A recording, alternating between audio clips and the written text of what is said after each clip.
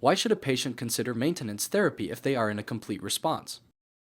That's a great question. And I think the important thing to recognize is that the goal of maintenance therapy, certainly we'd want to deepen responses with maintenance therapy. And hopefully, if a patient is not in a complete remission, getting to a complete remission would certainly be a nice thing to attain in the maintenance setting. But the goal of maintenance therapy is really to prolong remissions for as long as possible. And so if a patient has attained a deep response after stem cell transplant, potentially even MRD negativity, again, the goal of maintenance would be to hopefully prolong that response for as long as possible. And so the data, at least to date, has clearly shown that even in patients who are in complete remission or MRD negative after transplant, there is still a benefit in terms of prolonging remission times and control of the myeloma in such patients with maintenance lenalidomide. So maintenance Revlimid or lenalidomide would still be strongly recommended in that context.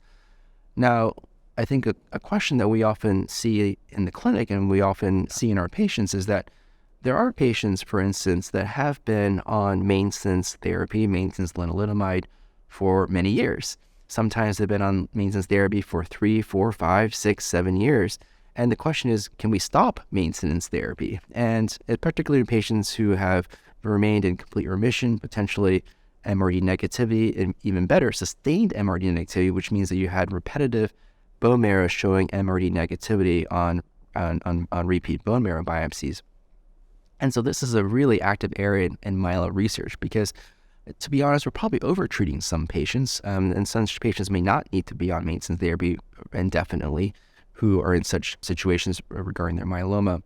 And so there are trials currently looking at this very situation. So the SWOG trial that I mentioned earlier, the SWOG dramatic study, actually has a second randomization built into the study. So the first randomization is daratumumab lenalidomide versus lenalidomide alone. But then at 2 years, patients actually get a bone marrow biopsy and will then assess for MRD negativity. And those patients who are MRD negative will then be randomized to either continue therapy or stop therapy. And those will be really, really important trials to see, when potentially patients potentially stop their maintenance therapy early.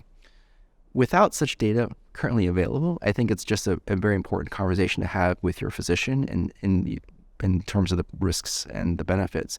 And so in my personal practice, if a patient is tolerating Revlimid or lenalidomide very well at 3, 4, 5 years after transplant and is in complete remission and has no major side effects, then oftentimes patients will like to continue because their quality of life isn't really severely changed at all by taking lenalidomide.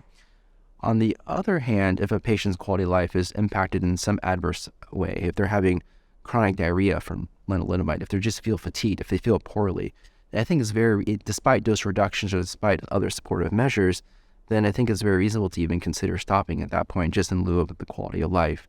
And there is data actually that was very nicely presented at the ASH 2022 meeting, actually from the United Kingdom, in the Myeloma 11 trial, which basically showed that in patients that there was still benefit seen in terms of continuing lenalidomide maintenance therapy beyond 3 years, in terms of improving what we call disease control or progression-free survival. But by years 4 and 5, the impact of that benefit seemed to lessen as time went on. So there's perhaps some data suggesting that the longer you go on lenalidomide maintenance, the impact of benefit may diminish over time. At this point, myeloma is just so heterogeneous in the sense that everybody has a different kind of disease. And at this point, we sort of treat everybody similarly, for better or for worse. And that means that we're going to be over-treating some people and under-treating others. And so we try to find that balance. At this point in time, looking at lenalidomide specifically, again, where there's the strongest data for maintenance, it does seem that no matter how you slice it, even if you are in a complete remission following your induction and transplant, lenalidomide does give a very robust benefit. That's been shown in some of the large randomized phase 3 studies. It's been shown in meta-analysis.